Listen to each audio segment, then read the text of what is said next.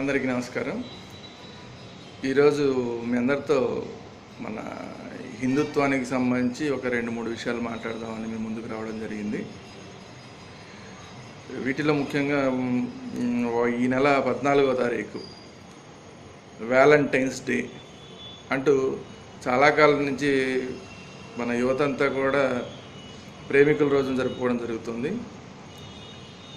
దీని మీద ముఖ్యంగా మనం ఆలోచించాలి. ఇది పూర్తిగా మన సంస్కృతికి ఏమాత్రం సంబంధం లేని ఒక అంశం. విదేశీ మతాల వాళ్ళు బలవంతంగా మన నెత్తిన రుద్దిన ఒక దినం, ప్రేమికుల దినం. మీకు తెలుసు మన తెలుగులో దినం అంటే ఏంటో. రోజు అని ఒకలాగా అనుకుంటాం, మన దినం ఎవరికి పెడతామో మీకు తెలుసు. ప్రేమికులకి దినం. ఇది కేవలం విదేశీ మతాల వాళ్ళు ఈ దేశంలో గ్రీటింగ్ కార్డులు అమ్ముకోవడానికి, కేకులు అమ్ముకోవడానికి, వివిధ ప్రజెంటేషన్గా ఇచ్చే వస్తువుల్ని అమ్ముకోవడానికి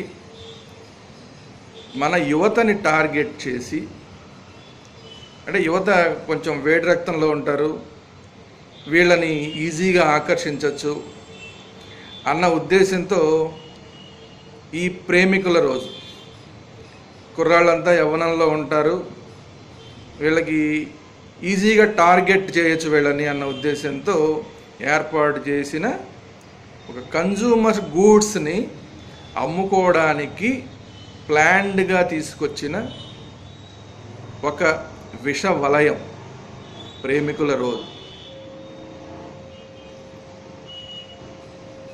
అలాగే మదర్స్ డే, ఇంకా ఇలాంటివన్నీ చాలా చేశారు. ఈ కన్జ్యూమర్ ప్రోడక్ట్స్ని అమ్ముకోవడానికి చాలా దినాలను తీసుకొచ్చారు.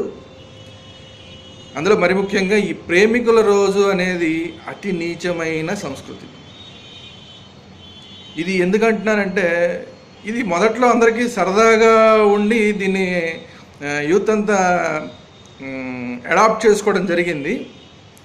అయితే ఈ విష సంస్కృతి చివరికి ఏ స్టేజ్కి వెళ్ళిందంటే, ఢిల్లీ జేఎన్యూలో చూస్తే మీరు ముద్దులు పెట్టుకోవడం బహిరంగంగా రోడ్ల మీద, యూనివర్సిటీ క్యాంపస్లో ఆడవాళ్ళు ముద్దులు పెట్టుకోవడం, మగవాళ్ళు ముద్దులు పెట్టుకోవడం, మగవాళ్ళే ముద్దులు పెట్టుకోవడం. ఇంత నీచ సంస్కృతికి తీసుకొచ్చిన ఒక దినం లవర్స్ డే, ప్రేమికుల రోజు. ఇది పూర్తిగా మన సంస్కృతికి ఎగెనెస్ట్ అయినది. తప్పనిసరిగా ప్రతి హిందువు వ్యతిరేకించాల్సిన రోజు ప్రేమికుల రోజు. ప్రేమించండి, తప్పులేదు. ప్రతి ఒక్కళ్ళు ప్రేమించాలి. అమ్మని ప్రేమించాలి, నాన్నని ప్రేమించాలి, భార్యని ప్రేమించాలి, అక్కని ప్రేమించాలి, చెల్లిని ప్రేమించాలి, పక్కవాడిని ప్రేమించాలి, స్నేహితుల్ని ప్రేమించాలి. అదే సందర్భంలో సహజంగా యుక్త వయసులో ఆపోజిట్ సెక్స్ని కూడా ప్రేమించడం జరుగుతుంది. అయితే ఇది విశృంఖలతకి దారి తీయకూడదు. ప్రేమికుల రోజు అంటే మన ప్రేమని ఒకవేళ వ్యక్తం చేయదలుచుకున్నా పర్సనల్గా వెళ్ళి వ్యక్తం చేయొచ్చు. అంతే తప్ప బహిరంగంగా రోడ్ల మీద విచ్చలవిడిగా ముద్దులు పెట్టుకుంటూ పార్కుల్లో చేరి విశృంఖలంగా వ్యవహారం చేయడం అనేది ఏమాత్రం హర్షించడానికి వీల్లేదు, హర్షించకూడదు. మీరు నేనే కాదు, ఎవ్వరూ హర్షించకూడదు. దీన్ని చాలా తీవ్రంగా తీసుకోవాల్సిన విషయం. ఈ పార్కుల్లోనూ అక్కడ ఇది చివరికి ఏ స్థాయికి వెళ్ళిందంటే, ఇందులో కొన్ని రకాల విదేశీ వ్యవహారాలన్నీ చేరిపోయి దీన్ని లవ్ జిహాద్గా మారిన సందర్భాలు చాలా ఉన్నాయి. అయితే వీటన్నిటికీ వ్యతిరేకంగా, లవ్ జిహాద్ చేస్తున్న విదేశీ మతాలకు వ్యతిరేకంగా, అలాగే తడిగొడ్డతో గొంతులు కోసిన చందంగా ప్రేమని మీకు పంచుతున్నాం, మీకు వైద్యాన్ని అందిస్తున్నాం, మీకు స్కూళ్ళని ఇస్తున్నాం, మీ పాపులందరినీ రమ్మంటున్నాం. ఇలాంటి తీయటి మాటలు మాట్లాడుతూ తడిగుడ్డతో గొంతులు కోస్తున్న విదేశీ మతానికి సంబంధించిన వాళ్ళు బలవంతాన మన మీద రుద్దిన ఈ సంస్కృతిని, ఈ ప్రేమికుల రోజుని ప్రతి ఒక్కళ్ళు వ్యతిరేకించాల్సిందిగా మేము విజ్ఞప్తి చేస్తున్నాం. హిందూ పార్టీ తరపునే కాదు, ప్రతి హిందూ తరపున కూడా మేము విజ్ఞప్తి చేస్తున్నాం. ఇది ఇప్పటికే మన హిందూ సంస్థలు కొన్ని ఎప్పటి నుంచో దీన్ని వ్యతిరేకిస్తున్నాయి. బజరంగ్ దళ్, విహెచ్పి ఇటువంటి సంస్థలు ఎప్పటి నుంచో వ్యతిరేకిస్తున్నాయి. వీటన్నిటికీ కూడా మనం మద్దతు ఇద్దాం. అది ఏ సంస్థ అయినా సరే హిందూ సంస్థలు వీటికి వ్యతిరేకంగా, ఈ ప్రేమికుల రోజుకి వ్యతిరేకంగా చేసే ప్రతి కార్యక్రమాన్ని మనం సపోర్ట్ చేద్దాం. అదే సందర్భంలో హిందూ పార్టీగా కూడా మేము పూర్తిగా దీన్ని వ్యతిరేకిస్తున్నాం. ఇంకా పూర్తిగా రిజిస్ట్రేషన్ కాలేదు కాబట్టి ఇలా వీడియో ద్వారానే చెప్పడం జరుగుతుంది. నెక్స్ట్ ఇయర్ ఈ టైంకి మన హిందూ పార్టీ అంటూ మన కోసం 100% మన కోసం కృషి చేసే హిందూ పార్టీ వస్తోంది. ఆ వచ్చిన తర్వాత ఇటువంటి ప్రేమికుల రోజుల మీద చాలా తీవ్రమైన చర్యలు తీసుకోవడం జరుగుతుంది. అయితే ఇంకా మనం రిజిస్టర్ కాలేదు కాబట్టి తప్పనిసరిగా మనతో పాటు ఉన్న సంస్థలు, మన హిందూ సంస్థలు, వాళ్ళు అందరూ మన వాళ్ళు, ప్రతి హిందువు మన బంధువు, మన విహెచ్పి, మన బజరంగ్ దళ్ వీళ్ళు చేస్తున్న కార్యక్రమాలని మనం ఈ రోజున, ఈ ప్రేమికుల రోజున వాళ్ళు చేసే కార్యక్రమాలను పూర్తిగా సపోర్ట్ చేద్దాం. అదేవిధంగా 2-3 రోజుల క్రితం నేను సోషల్ మీడియాలో హిందూ పార్టీ తరఫున ఒక పోస్ట్ని పెట్టడం జరిగింది. హైందవ ధర్మ పరిరక్షణ కోసం ఏవైనా చేస్తాం, అవసరమైతే ప్రాణాలైనా ఇస్తాం అన్నవాళ్ళు మాత్రమే మీ వాట్సాప్ నెంబర్ ఇవ్వండి అని కోరడం జరిగింది. అద్భుతమైన స్పందన వచ్చింది. దీనికి వందలాది మంది తమ వాట్సాప్ నెంబర్లను ఇచ్చారు. చాలా సంతోషం. అయితే ఇక్కడ ఒక చిన్న సందేహం. ఇన్ని వందల మంది హైందవ ధర్మ పరిరక్షణ కోసం ప్రాణాలు అర్పించడానికి కూడా సిద్ధంగా ఉన్న పరిస్థితుల్లో ఈ విదేశీ మతాల వాళ్ళ నాటకాలు ఎలా చెల్లుబాటు అవుతున్నాయి అంటే ఏమీ లేదు. అందరూ ఎవరికి వాళ్ళు ఇండివిజువల్గా ఉన్నారు. అందరికీ మనసులో తప్ప ఒక సరైన మార్గనిర్దేశకత్వం లేదు, ఒక సరైన లీడర్షిప్ లేదు. 100% మన కోసం, మన హైందవ ధర్మ పరిరక్షణ కోసం పనిచేసే నాయకత్వం లేదు. ఎప్పుడైతే మనం మేమున్నాం, మీకు మాతో పాటు రండి అని ఒక పిలుపునిచ్చాము, వందలాది మంది తమ ఫోన్ నెంబర్లు ఇచ్చారు, వాట్సాప్ నెంబర్లు ఇచ్చారు. ఇంకా సోషల్ మీడియాలో చూడని వాళ్ళు, అంటే మనం యాక్చువల్గా ఫేస్బుక్లో మాత్రమే ఇచ్చాం. ఫేస్బుక్లో మాత్రమే కాకుండా ఇతర మీడియాలో చూడని వాళ్ళు, అలాగే ఫేస్బుక్కి బయట ఉన్నవాళ్ళు, ఇంకా ఎన్నో వేల మంది, లక్షల మంది ఇదే అభిప్రాయంతో ఉన్నారు. హిందూ ధర్మ పరిరక్షణ కోసం కట్టుబడి ఉన్నారు. వీళ్ళందరినీ ఒకటి చేయటమే మా పని, హిందూ పార్టీగా మా పని.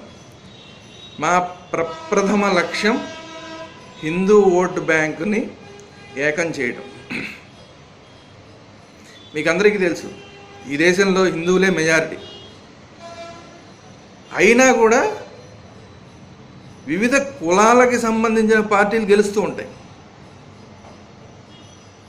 మన హిందువుల కోసం 100% చేస్తామన్నవాడు ఒక్కడు కనబడ్డు.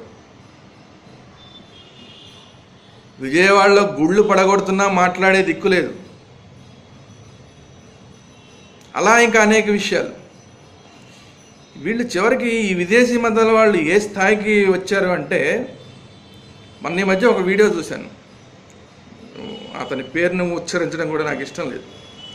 ఒక విదేశీ మతానికి చెందిన స్పీచ్లు ఇచ్చే వ్యక్తి 4% మాత్రమే ఉన్న క్రైస్తవ్యానికి 85% ఉన్న హైందవ్యం భయపడుతోంది అని ఒక స్టేట్మెంట్ ఇచ్చాడు. ఎన్ని గుండెలు ఉండాలిరా నీకు?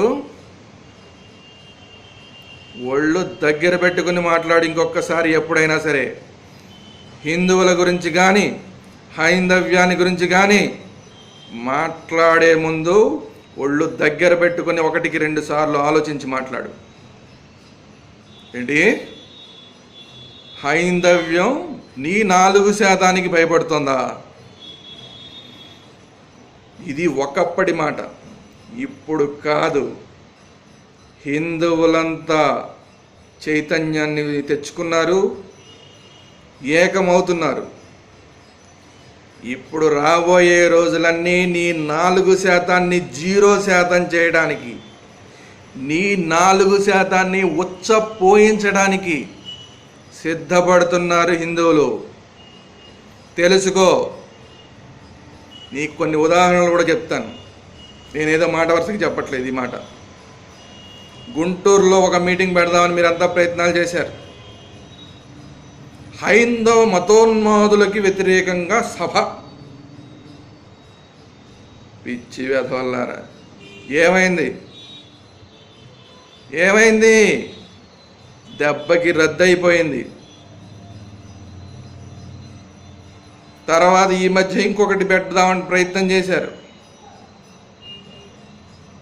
వేదాల్లో ఆయన పేరు చెప్పడం కూడా నాకు ఇష్టం లేదు. ఆయన ఎవరో ఉన్నాడు అని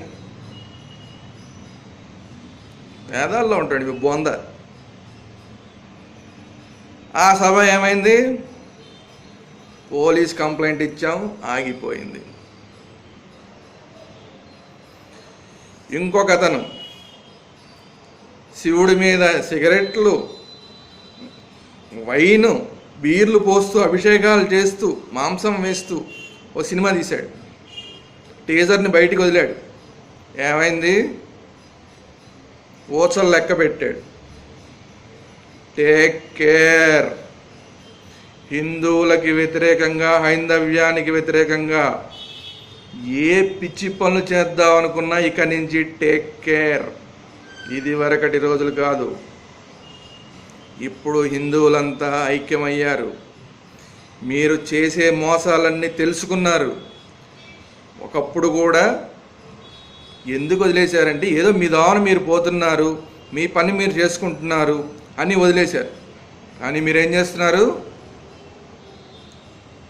కూటములు పెట్టి, మీటింగులు పెట్టి హిందూ దేవతలను విమర్శించడం. మీకేం పని? మీరెవరైతే దేవుడు అనుకుంటున్నారో అతన్ని పొగుడుకోండి, సాగిలపడండి.